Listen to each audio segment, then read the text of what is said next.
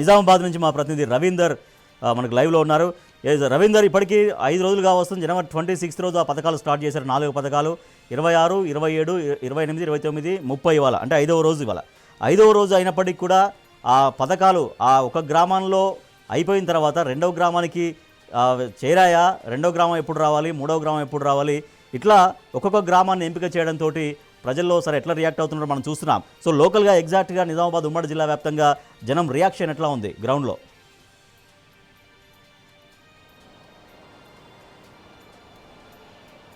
Right Rajesh, దాదాపుగా మీరు చెప్పింది అక్షర సత్యం. రాష్ట్ర చరిత్రలోనే ఇలాంటి అబద్ధాలాడే ముఖ్యమంత్రి బహుశా మనం చూడకపోతుండొచ్చు. ఇదే ముఖ్యమంత్రి లాస్ట్ అయి ఉండొచ్చు.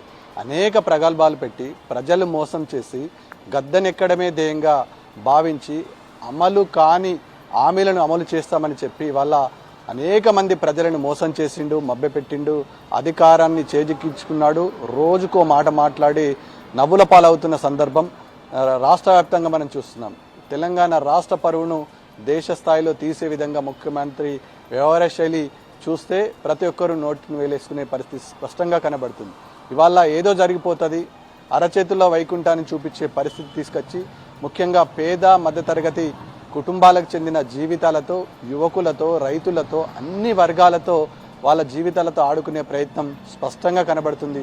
అధికారం చేజిక్కించుకునేంత వరకు ఆడని అబద్ధం లేదు, మాట్లాడని మాట లేదు. ఇవాళ తెలంగాణ సమాజంలో ఎవరిని పలకరించినా అదే విధానం పట్ల, ముఖ్యమంత్రి వ్యవహార శైలి పట్ల, పిసిసి అధ్యక్షుడు హోదాలున్న సమయంలో ఆయన అవలంబించిన విధానం పట్ల అంతా విస్మయం వ్యక్తం చేస్తున్నారు, ఆగ్రహం వ్యక్తం చేస్తున్నారు. అమలు కాని హామీలను 420 హామీలని వల్ల ప్రజలపై మభ్యపెట్టి ఓట్లు వేసుకొని వల్ల అధికారాన్ని చేజెక్కించుకొని రేపేమో చేస్తామని ఆశ చూపి వల్ల ఇబ్బందులకు గురి చేస్తున్నారు. వాస్తవానికి ఓ నాయకుడు కానీ, ముఖ్యమంత్రి కానీ, ప్రజాప్రతినిధులు ఎవరైనా చెప్తే ఆ మాట కట్టుబడి ఉంటారు. గతంలో మనకు అనేక పర్యాయాలుగా మాటకు కమిట్మెంట్ ఉంటుండే, ఆ మాట శాసనమైతుండే, ఆ మాట ఖచ్చితంగా అమలు పరుస్తుండే, ప్రజలకు చేరువైతుండే. కానీ ఇప్పుడు పరిస్థితి విభిన్నంగా తయారైంది. ఆ పరిస్థితి ఎక్కడ కూడా ఇప్పుడు మాటకు కట్టుబడలేని పరిస్థితి, మాట నిలబెట్టుకోలేని పరిస్థితి తెలంగాణ రాష్ట్రంలో స్పష్టంగా కనబడుతుంది. అమలు కాని హామీలను గుప్పించి వాళ్ళ తప్పించుకునే ప్రయత్నంలో రోజుకో మాట కళ్ళబొల్లి మాటలు చెప్పి ప్రజలను ఎంతకాలం మభ్యపెడతారు? దాదాపు ఇంకా వీళ్ళు చేసింది ఇంకా 3.5 సంవత్సరాలకు దగ్గర టైం ఉంది. ఆ 3.5 సంవత్సరాల పాటు ఇంతే విధానంగా వ్యవహరిస్తే పరిస్థితి ఏందనే క్వశ్చన్ కూడా వీళ్ళకి అర్థం కావట్లేదని ప్రజలు విస్మయం వ్యక్తం చేస్తున్నారు. ముఖ్యంగా వృద్ధులు, వికలాంగులు, మహిళలు పట్ల ఈ ముఖ్యమంత్రి సర్కారు వివరించిన తీరు పట్ల ఆగ్రహం వ్యక్తం చేస్తున్నారు. మనం నడిపినటువంటి గ్రామ సభల్లో ఆ విషయం స్పష్టంగా అర్థమైంది. పోలీసు బందోబస్తు నడుమ, పోలీసు పహారాల మధ్య గ్రామ సభలు నిర్వహించారు. హామీలు నెరవేర్స్తామని చెప్పారు. జనవరి 26 రోజు మీ అకౌంట్లో ఖాతాలో పడతాయి, డబ్బులు పడతాయని చెప్పారు. ఇందిరమ్మ ఇల్లు ఇస్తామని చెప్పారు, రేషన్ కార్డులు అందిస్తామని చెప్పారు. తీరా కట్ చేస్తే ఇవాళ రాష్ట్రంలో ఎన్నికల కోడ్ పూర్తిగా అమలుకోకొచ్చింది. పరిస్థితి ఏందని ఆ రైతులంతా అదేవిధంగా దాదాపుగా ఒక్కొక్క మండలానికి ఒక గ్రామం అంటే ఎంత శాతం, ఆ మండలంలో ఎంత శాతం మందికి అమలైనట్టు, ఇంకా అమలు కాని వాళ్ళు ఎంత శాతం ఉన్నట్టు జనరల్గా చెప్పాలంటే?